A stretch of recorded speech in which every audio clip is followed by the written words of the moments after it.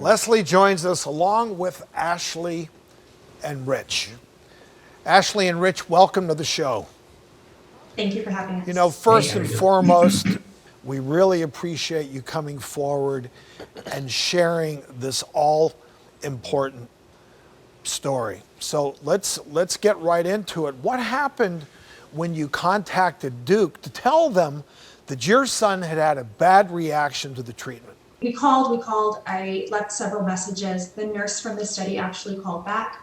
I explained to her some of the symptoms we were seeing, the regression, the high fevers, and we were simply told nobody else is experiencing the same thing as you.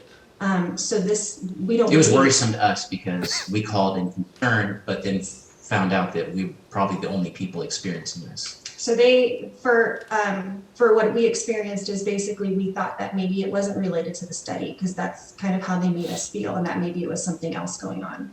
And Dr. Ish, taking a child who has autism and putting them in a clinical trial, just changing their normal routine, it has issues in itself. Just the idea of that, right? So if you've got a child with autism, they have this thing that's called sensory perception disorder, right?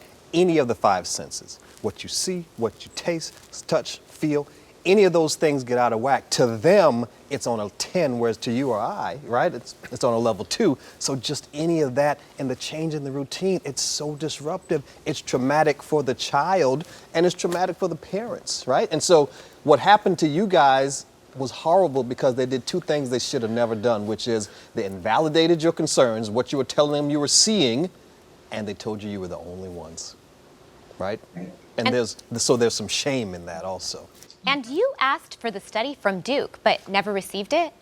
We were under the understanding, they propped it up when we first arrived, that was the thing, was we were going to receive the study or the outcome of the study before it was released. To the public. Yeah, before it was published, I'm sorry. And we actually received a CNN link through a family member that showed the study on another news network.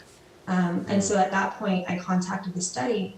And I was concerned because they had this miracle show about this fantastic experience. And at the same time, I'm stuck wondering why didn't we have that same experience? So, and we didn't have any documentation to see how things panned out for other people or in larger numbers. Right. So when we called, I actually called the head person of the study, and I explained that we didn't receive any publication, we didn't receive a study, summary. We don't really know what's going on. And I explained, how traumatizing it was. And the response we got was not something that I would expect from a professional. We were told, well, it must have really affected you then if you're still thinking about it after all these years. Wow. Dr. Ish, I see how you're responding to this, and I am too, that we as doctors, right? Sometimes we have to share bad information, bad results. Right.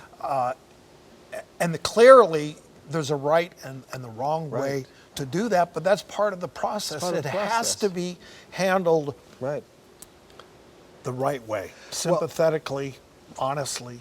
Gracefully, with a little bit of humanity and maybe a little empathy and compassion. So, Ashley and Rich, I'm curious, how did you help your son overcome the setbacks he experienced after the cord blood stem cell trial?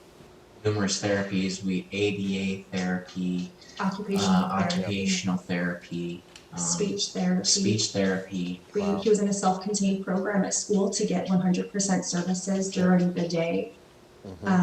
We also have a psychiatrist, a neuropsychiatrist, a psychologist, our pediatrician. So at this point, we have a team who we hold dear to our hearts that are all on the same page and they just want the best for And Richie. let me pull that out. You have a psychiatrist and a psychologist because you're going to need both. So how's your son doing now, today? He's doing remarkably well. He's 13 now. He's made a huge amount of progress here in the past 6 months, and things are going really well. We have a long way to go, we feel, but we feel like we've come a long way. So we feel positive and feel like we're heading in the right direction.